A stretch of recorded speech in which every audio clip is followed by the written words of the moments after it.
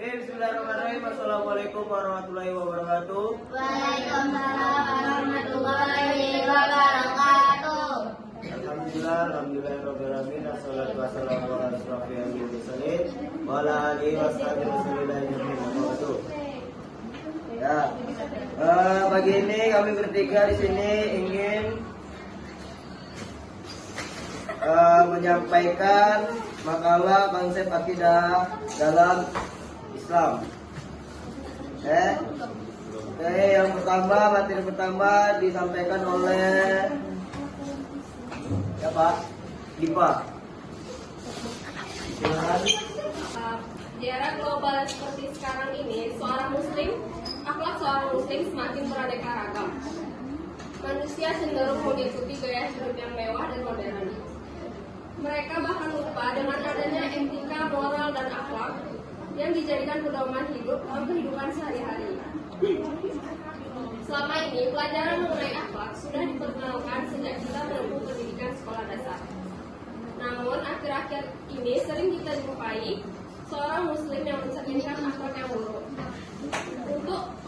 Untuk memperdalam mengenai definisi akhlak dan cara mencerminkan nilai-nilai akhlak dalam Islam, di materi kali ini kita akan membahas mengenai konsep akhlak dalam Islam. Mungkin sebagian dari kita masih belum paham mengenai apa itu akhlak. Akhlak secara bahasa yaitu budi pekerti, perangai, tingkah laku, dan tata krama. Dalam Islam, akhlak yaitu sikap atau perilaku yang mencerminkan nilai-nilai moral yang luhur sesuai tuntutan agama. Sumber akhlak dalam Islam yaitu yang pertama bersumber dari Al-Quran. Al-Quran adalah sumber utama dalam segala aspek kehidupan termasuk akhlak. Di dalam Al-Quran terdapat ayat-ayat yang menjelaskan mengenai akhlak yang mulia. Contohnya pada Quran surat Al-Isra ayat 23 sampai 24 yang menjelaskan mengenai hormat kepada orang tua. Yang kedua yaitu dalam hadis. Hadis yaitu perkataan dan perbuatan Nabi Muhammad SAW. Dan yang ketiga yaitu ijtihad ulama. Melalui ijtihad, ulama menuntun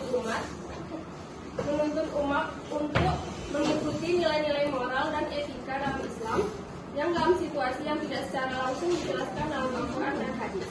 Yang keempat yaitu melalui contoh perilaku Nabi Muhammad SAW. Dan yang kelima yaitu tradisi dan budaya yang sesuai dengan syariat Islam. Di dalam Islam, akhlak terbagi menjadi dua, yaitu yang pertama, akhlak terpuji atau akhlak mahmudah, yaitu akhlak baik atau akhlak terpuji yang diajarkan dalam agama Islam. Contohnya, jujur, amanah, ikhlas, sabar, syukur, dan akhlak terpuji lainnya. Yang kedua yaitu akhlak tercela atau akhlak tersunnah, yaitu sifat atau perilaku tercela atau buruk yang dilarang dalam agama Islam. Contohnya, hizib atau berbohong, bakhil atau kikir, hasad atau dengki, dan sebagainya. Selanjutnya mengenai perbedaan dan kesamaan akhlak, etika, dan moral akan dijelaskan oleh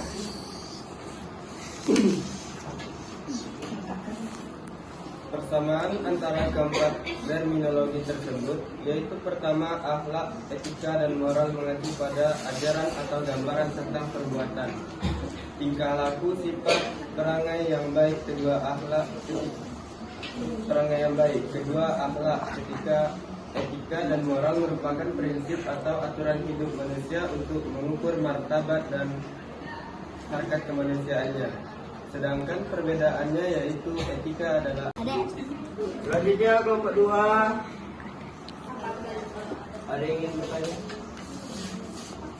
Pertanyaannya, apakah ada perbedaan dalam penerapan akhlak bagi individu yang memiliki kekuasaan dibandingkan dengan masyarakat yang biasa dalam Islam?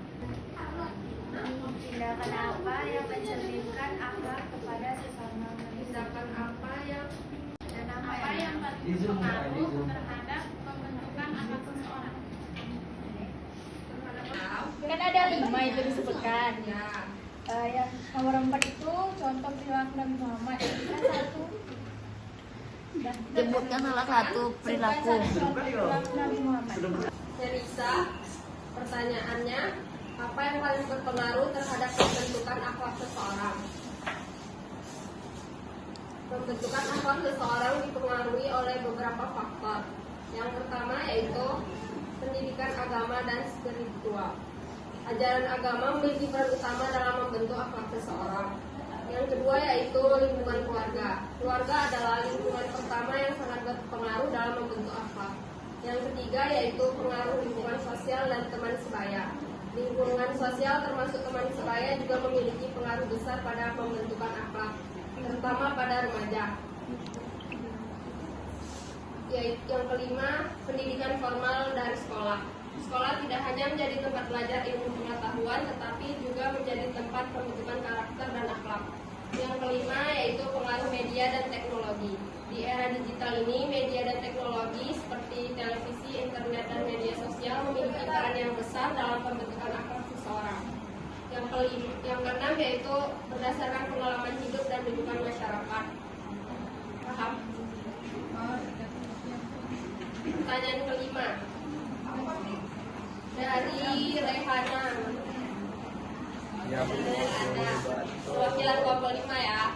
Pertanyaannya, di dalam sumber akhlak orang Islam kan ada 5. Nomor 4 yaitu contoh perilaku Nabi Muhammad. Sebutkan akhlak Nabi Muhammad. 1. Akhlak Nabi Muhammad, yaitu salah satunya adalah sifat siddiq Nabi Muhammad, yaitu sifat jujur dan berkata benar. Siddiq merupakan Lanjut. Kelompok. tadi kayak mana? Siapa mana tadi? Paham. Empat. Dah. Next. Kelompok 2. Yuk. Kelompok 2. Pertanyaannya.